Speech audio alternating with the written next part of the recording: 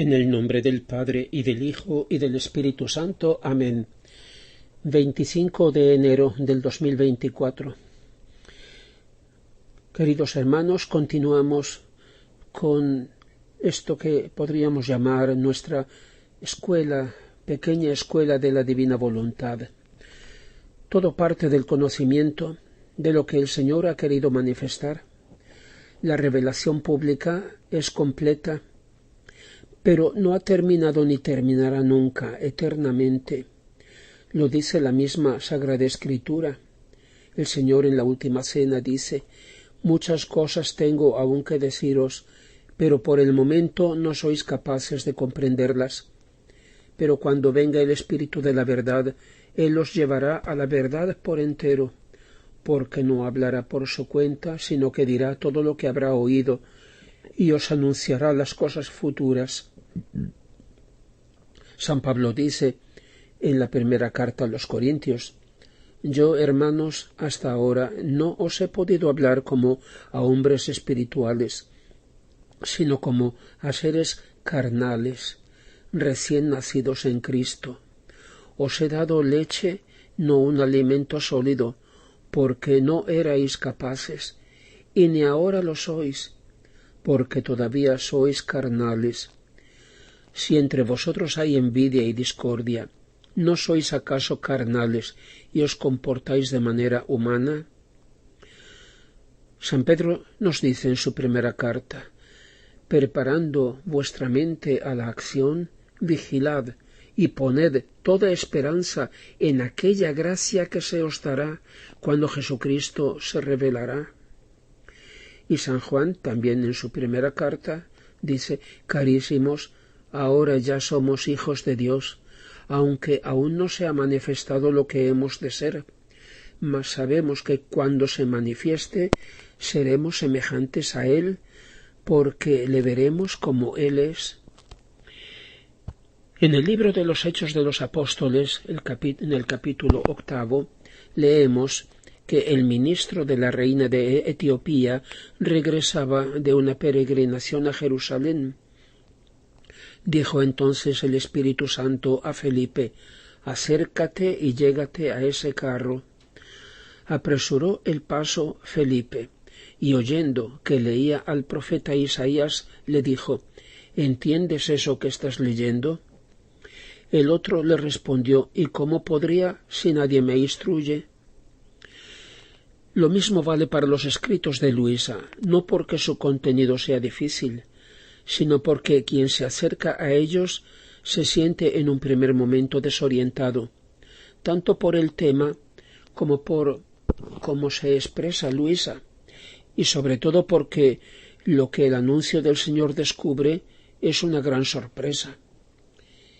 En cada cosa que leemos en los escritos, deberíamos preguntarnos: ¿esto quién lo está diciendo, Jesús o Luisa? Si es Luisa, el problema ahí termina, pero si es algo que dice Jesús y no lo reconocemos o aceptamos, lógicamente no aceptaremos muchas otras cosas estrechamente vinculadas con eso y sin duda ya presentes, al menos en embrión, en la revelación pública. Por tanto, cuidado con no valuar con ligereza cosas que a primera vista pueden parecernos extrañas o desconcertantes. La clave para el discernimiento podrá ser solamente la revelación pública, conforme a la fe de la Iglesia, y la extraordinaria lógica interna y la unidad de los escritos. Para comprender su contenido, su mensaje, no basta leerlos o estudiarlos. Quien lee comprenderá en la medida que esté abierto a la voluntad de Dios y permita a la gracia transformarlo conforme a lo que lee. El Señor ha dicho en el Evangelio: mi doctrina no es mía, sino de aquel que me ha enviado. Si uno quiere hacer la voluntad de Él, comprenderá si esta doctrina viene de Dios o si yo hablo por mi cuenta.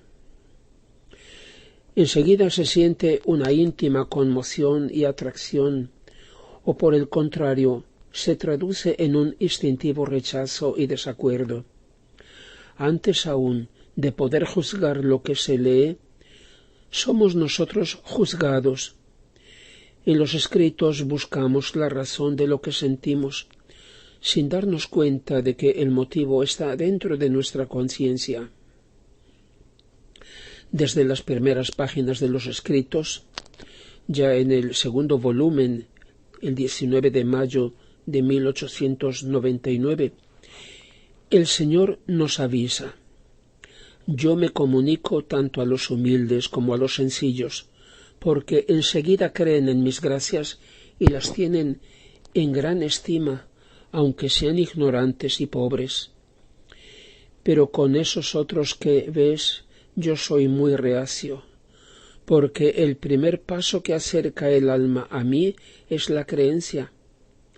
Por tanto, con toda su ciencia y doctrina e incluso santidad, nunca sienten un rayo de luz celestial, o sea que van por el camino natural y nunca llegan a tocar ni siquiera un poco lo que es sobrenatural. Ahí tienes la causa de por qué en el curso de mi vida mortal no hubo ni un sabio o un sacerdote o un potentado entre mis seguidores, sino todos ignorantes y de pobre condición, por ser más humildes y sencillos, y también más dispuestos a hacer grandes sacrificios por mí. Para orientarnos en la lectura de los escritos debemos considerar las líneas maestras de la espiritualidad de Luisa Picarreta, que se encuentra en sus escritos. Y ante todo, ¿cómo debemos considerarlos? Hay quien los llama de un modo y quien de otro. ¿Cómo sería justo llamarlos? ¿Obras? ¿Diario? Ya vimos que el título se lo ha dado el mismo Jesús, Libro de Cielo. Desde las primeras páginas Luisa aparece como un alma mística que ha escrito, como tantos otros autores antiguos y recientes en la Iglesia, de los que se conocen sus experiencias íntimas espirituales. Luisa sólo en parte se puede considerar así, porque sus escritos no describen sólo un itinerario de vida espiritual, sino que son, y ya lo hemos dicho, la proclamación del decreto o proyecto eterno de Dios que anuncia el cumplimiento de su reino, el reino de su voluntad. Lo que ella ha escrito no es fruto de su voluntad ni de su capacidad. De hecho, ¿de quién son estos escritos? Sólo hasta un cierto punto son suyos, sólo en parte y no la parte principal. Ella ha puesto en ellos su vida, destilada gota a costa de hacerse inmensa violencia, con obediencia heroica. Ella ha puesto su lucha interior continua, la victoria de la voluntad divina sobre su enorme repugnancia. Ella ha puesto su fatiga, su pobrísima cultura. Solo fue a la escuela 1 o 2 años. Sabía poco más que leer y escribir. Su ortografía y sintaxis más que aproximada, su lenguaje con rasgos dialectales, su mano llagada. Ella estaba estigmatizada, aunque en forma invisible, y con esa mano escribió unas 14.000 páginas durante casi 40 años. Ella ha puesto la parte humana, lo que cubre el contenido. El contenido lo ha puesto el Señor. Ella representa la paja, Jesús el trigo. De Luisa es el envoltorio, los accidentes. De Jesús es la sustancia. Él la reclama tantas veces como suya, pero aunque no lo hiciera es evidente. Los escritos, por tanto, son de ella, pero sobre todo de él. Son suyos los derechos de autor. Son, como bien había comprendido el último confesor de Luisa, don Benedetto Calvi, los hijos de Jesús y de Luisa. El Señor le dice: Hija mía, si quien te guía y dirige te da esta obediencia, o sea, de escribir, significa que ha comprendido que soy yo el que te habla y el valor que tiene hasta una sola de mis palabras. Ah, tú no sabes cómo lo asisto y estoy en torno a él mientras lee los escritos míos y tuyos sobre mi voluntad. Le dice: hija mía, no te angusties, estos escritos son míos, no tuyos, y en mano de quien puedan ir a parar nadie podrá tocarlos para estropearlos. Yo los sabré custodiar y proteger, porque es algo que me pertenece, y todo el que los tome con buena y recta voluntad hallará la cadena de luz y de amor con que amo a las criaturas.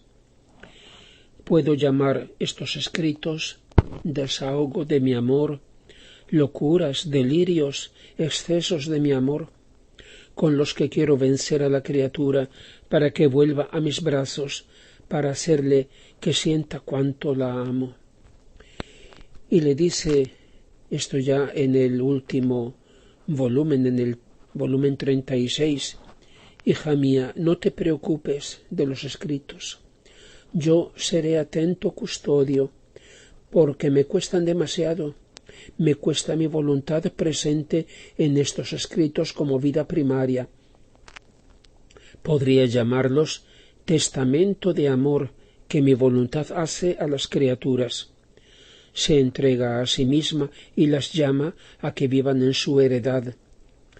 Por eso estos escritos están llenos de vidas divinas que no se pueden destruir. Demasiado haría falta para tocar lo que te he hecho escribir sobre mi voluntad, porque puedo llamarlo nueva creación viviente y hablante. Será el último desahogo de mi amor hacia las humanas generaciones. Pero volvamos a lo esencial. Por tanto, ¿qué cosa es vivir en la divina voluntad, este don supremo? ¿No es tal vez hacer o cumplir la voluntad de Dios que todos los santos conocen y hacen? Está claro que no se trata de palabras, sino que estamos ante una cosa nueva, no conocida hasta ahora. Así Jesús le dice: los mismos santos se unen conmigo y hacen fiesta, esperando con ardor que una hermana suya sustituya sus mismos actos, santos a nivel humano, aunque no a nivel divino. Me ruegan que cuanto antes haga entrar a la criatura en este ambiente divino. En otro pasaje Luisa dice: ¿será posible que Jesús haya dejado pasar tantos siglos sin dar a conocer estos prodigios del divino querer y que no haya elegido entre tantos santos a uno que diera comienzo a esta santidad totalmente divina? Y eso que estuvieron los apóstoles y tantos otros grandes santos que han asombrado a todo el mundo. Y le dice: amor mío y vida mía, yo aún no logro convencerme cómo es posible que ningún santo haya hecho siempre tu santísima voluntad y haya vivido de la forma como ahora dices en tu querer.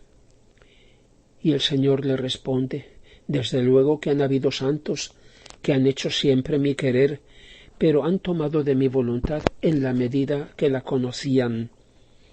Ellos conocían que hacer mi voluntad era el acto más grande, lo que más honor me daba, y lo que conducía a la santificación, y con esa intención la hacían, y eso tomaban, porque no hay santidad sin mi voluntad, y no puede resultar ningún bien, santidad, grande o pequeña, sin ella.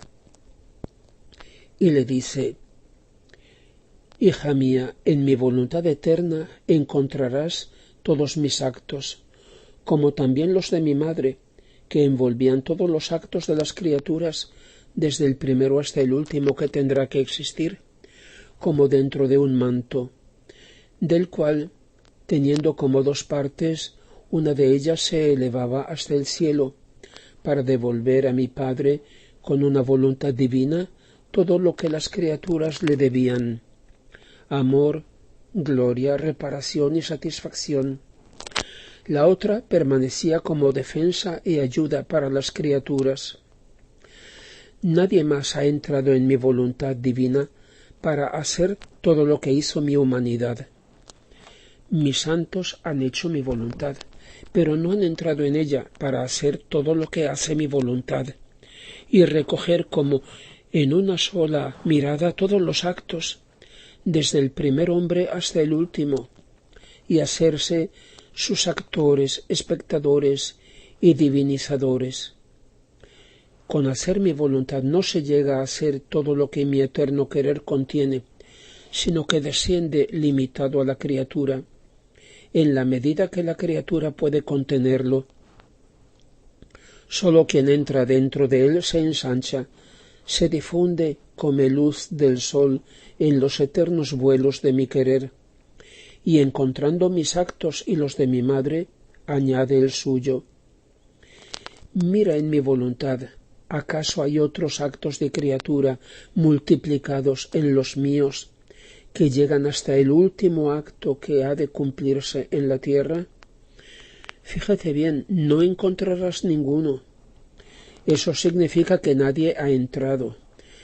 Estaba reservado abrir las puertas de mi eterno querer solo a mi pequeña hija, para unificar sus actos a los míos y a los de mi madre, y hacer que todos nuestros actos fueran triples ante la Suprema Majestad para el bien de las criaturas. Ahora, habiendo abierto las puertas, pueden entrar otros con tal que se dispongan a un bien tan grande. En conclusión, queridos hermanos, digámosle cada día, todo lo mío es tuyo y todo lo tuyo es mío. Te doy mi voluntad, dame la tuya. Y como en una escala que nos lleva a lo alto, podemos decirle, por ejemplo, perdóname, purifícame, reordéname, lléname de ti, santifícame, sustitúyeme, transfórmame, transubstánciame, conságrame, divinízame y llévame contigo al Padre. Gloria al Padre, y al Hijo y al Espíritu Santo, como era en el principio, ahora y siempre, y por los siglos de los siglos. Amén.